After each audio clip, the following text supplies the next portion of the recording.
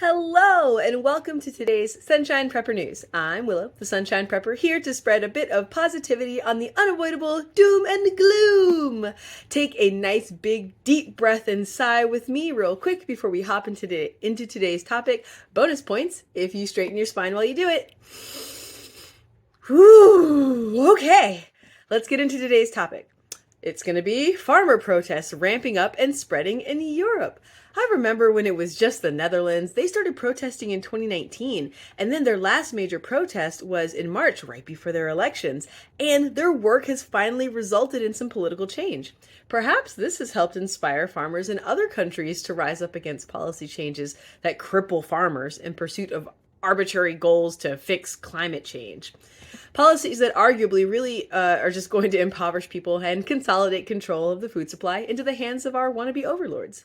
So, while the Netherlands might be done protesting, the torch has been passed to Germany, France, Italy, and Spain. Between them all, I think I've got to give a round of applause to the French farmers for their effective use of manure on government buildings and possibly also politicians' homes. I think it's just public buildings, though. They're also blocking roads with piles of tires and piles of dirt, and really making sure that the government knows how they feel about this green agenda. But don't count out the Italians, who seem to have started the new trend of blockading airports with tractors. In Germany, the farmers have inspired other blue-collar workers to unite with them to block major roads. And in Spain, impressive numbers, often in the hundreds of tractors, are blocking ports and roads and burning piles of tires. But why? Why are all these hardworking farmers spending their valuable time, fuel, and equipment making a royal ruckus for their governments? Well, as I briefly mentioned, it all comes down to the Green Deal / Green Agenda in the EU, where they have goals to reduce greenhouse gas emissions by 55% by 2030 from the 1990 levels. Kind of wild. And they want to become climate neutral by 2050, which arguably is impossible, but we'll not go there. Different countries in the EU are approaching this in slightly different ways, like focusing specifically on reducing carbon or making their fight be with nitrogen. And using Germany as an example, they botched their budget around the pandemic stuff and are trying to fix said budget by dropping funding that supports agriculture. Farmers are particularly frustrated about Germany trying to remove agricultural use diesel subsidies. The idea behind this subsidy is that taxes on fuel are supposed to maintain roads, but farmers are driving on their property, not on the road, so they get a tax break on their fuel. But no.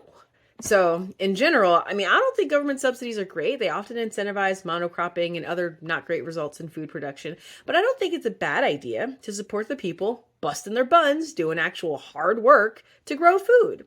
So, what can you and I do about any of this? Drum roll. I say, get your giggity garden going for 2024. For those of us outside of the EU, we can really only vigilantly watch our fellow average people in their struggle against tyranny. However, growing any amount of your own food is a seditious act within your circle of influence. While it may seem too early, you'd be surprised how many seeds are happy to get started indoors in February. If you have not had awesome success starting seeds like me, then now is the time to start planning out the space you have to buy plants. Together, we can resist the overlord's agenda with victory gardens.